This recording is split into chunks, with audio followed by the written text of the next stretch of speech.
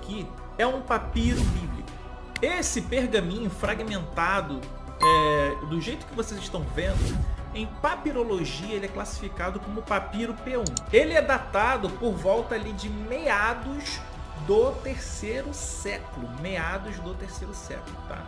Ele vai trazer aqui alguns versículos de Mateus, tá? Do primeiro capítulo de Mateus.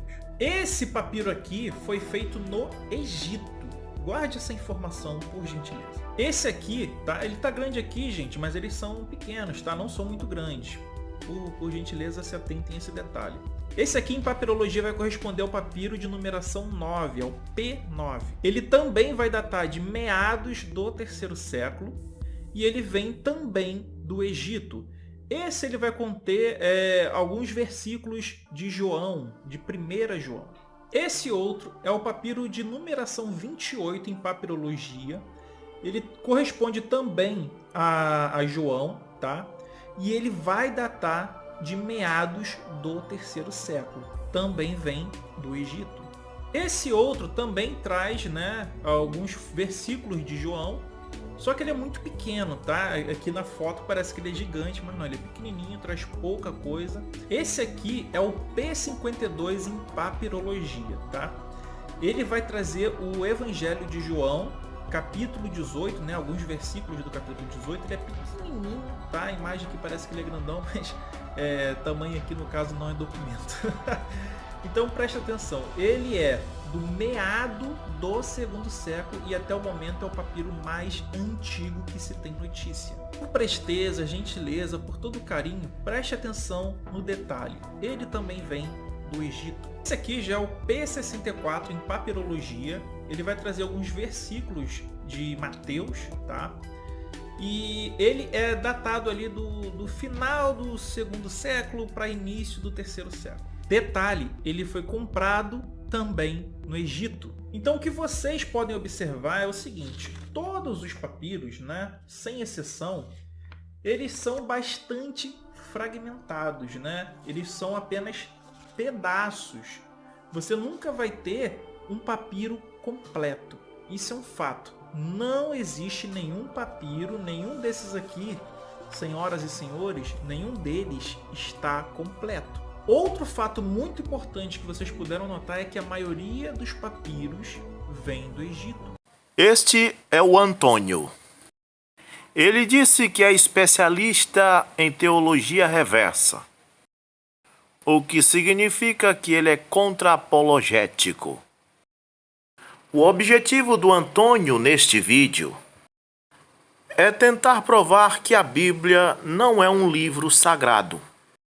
A minha opinião é que, nós que cremos que existe um espírito maligno chamado Satanás, inimigo das nossas almas, no início do cristianismo, por volta do ano 68, este espírito maligno, usando os imperadores, tentou acabar com a fé das pessoas, matando os cristãos na arena, no Coliseu.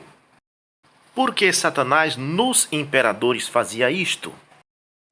Para tentar fazer com que as outras pessoas que estavam pensando em seguir essa fé cristã ficassem com medo de ser um cristão e morrer da mesma forma que os outros foram, e então desistisse deste caminho. Isso não adiantou muito porque as pessoas entendiam que isso era o inimigo perseguindo elas e então elas davam a vida com o maior prazer e ficavam do lado de Cristo. Satanás viu que não estava tendo êxito, então ele pegou a Bíblia, colocou debaixo do braço e se tornou também cristão, e começou a pregar o Evangelho pela metade. Ele arrastou milhões para o inferno com o seu Evangelho misturado com o paganismo. Mas muitas pessoas não caíram nessa.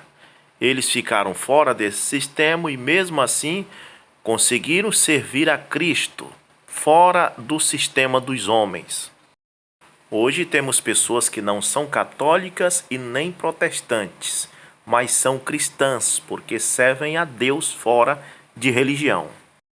Satanás rangendo os dentes de raiva por causa disto, nesses últimos dias dá sua cartada final. Agora é o que vemos por todos os lados nas redes sociais. São vídeos de pessoas como estas, que não sabem discernir a mão direita da esquerda no sentido espiritual. Elas são carnais, só sabem sair no fim de semana para beber com os amigos. Mas elas acham que elas têm a capacidade de enfraquecer sua fé. E elas sabem que o que está mantendo sua fé viva é esta Bíblia. Portanto, o último cartucho de Satanás é este: tentar enfraquecer sua fé no que a Bíblia diz, fazendo você desconfiar dela. E é por isso que o Antônio se dedicou muito e estudou muito a própria Bíblia, para conseguir fazer isto com você. A primeira coisa que discordo com o Antônio é exatamente sobre os papiros. Ele citou que a maioria dos papiros vem de meados do século III e que estes papiros são documentos fragmentados. A seguir, ele vai dizer que os escritores acrescentaram textos enormes. O que ele quer dizer é que no tempo dos apóstolos, no século I, não havia nenhum papiro, nenhum pergaminho, nada sobre Bíblia, e que tudo começou no século III. E muitas pessoas têm este pensamento do Antônio. Desconfiam e querem que as pessoas desconfiem que a Bíblia foi realmente escrita pelos apóstolos ou profetas. O que ele quer dizer é que esses fragmentos bíblicos, que na verdade nem completo estão, foram encontrados um aqui, outro acolá, enterrado na lama, com partes apagadas e assim por diante. E então lá pelo século III, depois que não havia nenhum apóstolo vivo, as pessoas pegaram esses fragmentos e inventaram um monte de história e fizeram textos enormes e assim criaram a Bíblia. Eu não concordo com isto e vou provar por quê. Eu até creio que esses papiros que ele tem na mão foi encontrado no Egito, alguns em um lugar, outro em outro, junto ao Mar Morto, ou enterrado na lama, em algum lugar. Mas eu discordo quando ele pensa que estes papiros são partes originais da Bíblia. Vou dar um exemplo. Por exemplo, hoje em dia, se antes do culto eu pego a minha Bíblia e um pedaço de papel e começo a anotar alguns versículos bíblicos, uns aqui de Mateus, outros de Lucas, e preparo um esboço para um sermão que eu vou pregar. E então eu prego o meu sermão e depois deixo esse papel, esse esboço que eu anotei, em algum lugar pela escrivania, ou talvez jogado pelo chão. E então passam-se 1000 anos. Eu morro, minha família morre, tudo se passa. 1000 anos depois, uma pessoa do futuro, fazendo uma certa escavação, acha este pedaço de papel que eu tinha escrito. Esta pessoa que encontrou o meu esboço 1000 anos depois, não pode ter certeza que isto era parte da Bíblia. Portanto, estes papiros que o Antônio tem na mão não significa que eram partes da Bíblia. Era parte de esboços, de escritos que pessoas antigas escreveram. Eles podem sim ter anotado alguma coisa sobre o Evangelho de João ou de Mateus, mas isso não significa que era a Bíblia completa. Ainda mais se foi encontrado no Egito. É como o papiro do Didaquê que foi encontrado. É um pedaço, um trecho de um escrito de meados do século I. Era um tempo em que até os apóstolos ainda estavam vivos. Mas você não pode afirmar se foi algum dos apóstolos que escreveram. Nos tempos do apóstolo Paulo, ele diz que havia 500 pessoas que tinham visto Jesus ressuscitado. E ainda diz, a maioria deles ainda estão vivos. Então você não pode dizer que a Didaquê foi escrito por Paulo ou por João. Havia mais de 500 pessoas já nessa época que eram cristãs. Qualquer pessoa podia escrever um pequeno trecho sobre Jesus Cristo. Inclusive, no meio dessas 500 pessoas, já existia algumas que tinham pensamentos diferentes dos apóstolos. O apóstolo Paulo cita em suas epístolas que alguns irmãos estavam dando trabalho para ele na doutrina. O apóstolo João chega a dizer: o espírito do anticristo já está operando no mundo. Então já havia cristãos com doutrinas diferentes dos apóstolos. É bom saber que nem todo escrito encontrado naquele tempo você pode tomar como sagrado, porque pode ter sido escrito por alguém que nem pensava da mesma forma que os apóstolos, mas tinha outra visão do que Cristo era. Cria em Jesus, só que de uma forma diferente dos apóstolos. O Antônio quer provar que os apóstolos não escreveram nada, mas nós encontramos o apóstolo Pedro em sua epístola relatando algumas coisas de Paulo. Pois ele diz: atentai para as cartas do irmão Paulo. E diz: nelas tem alguns trechos difíceis de entender que alguns ignorantes interpretam errado. Então a carta de Pedro estava confirmando a existência das cartas de Paulo. Mas primeiro vamos saber se o Velho Testamento é autêntico. Se você desconfia do Velho Testamento e acha que ele foi escrito por alguma outra pessoa que não foi realmente os profetas, eu queria que você não esquecesse de uma coisa.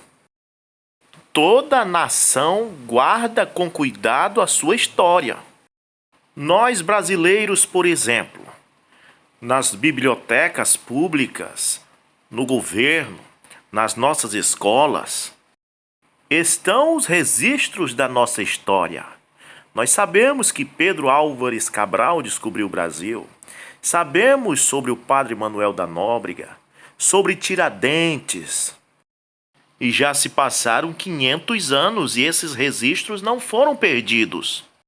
Está nos nossos livros, nas nossas escolas, nas bibliotecas públicas. Está tudo lá os livros e estará daqui a 1000, 2000 anos se existir este tempo. Então, se o Brasil guardou os seus registros, se o Brasil guardou os livros que contam sua história, por que Israel iria perder os livros que contêm a história de Moisés, de Isaías e de todos os seus profetas? O Velho Testamento é um livro que registra a história de Israel. Como ela deu início, como ela foi fundada. E pela religião de Israel ser o judaísmo, os sacerdotes de Israel preservaram os pergaminhos.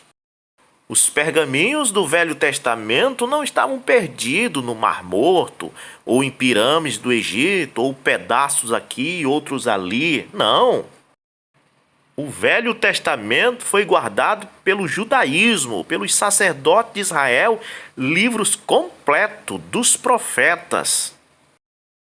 Em Lucas 4,17, Jesus vai ao templo e a ele é dada a oportunidade de pregar.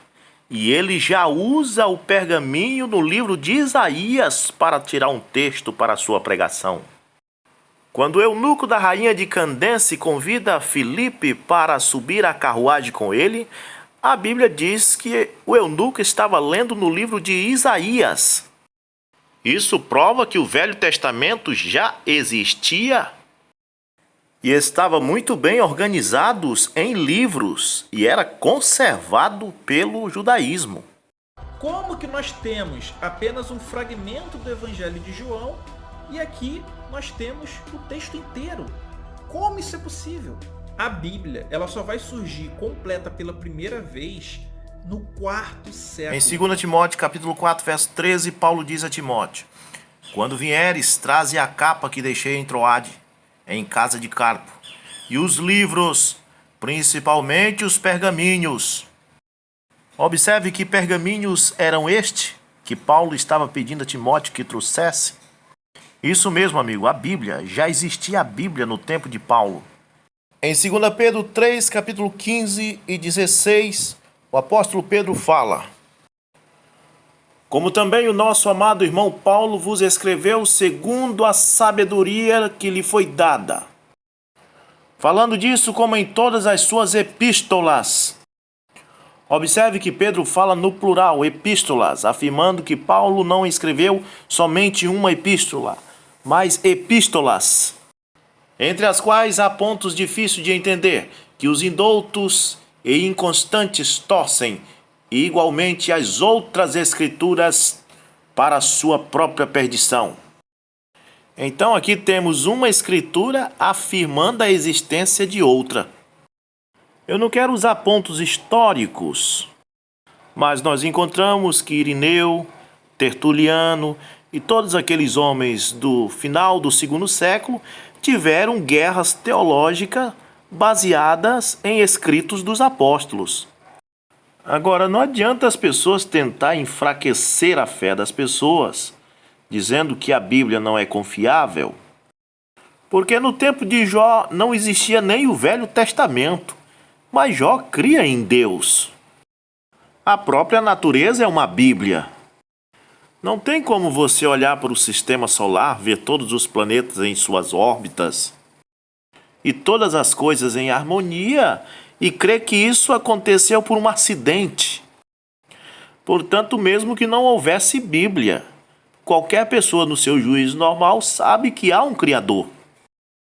Portanto, eu pessoalmente acho que o Antônio, por mais que ele provasse que a Bíblia não é segura, jamais me faria descrer do Criador.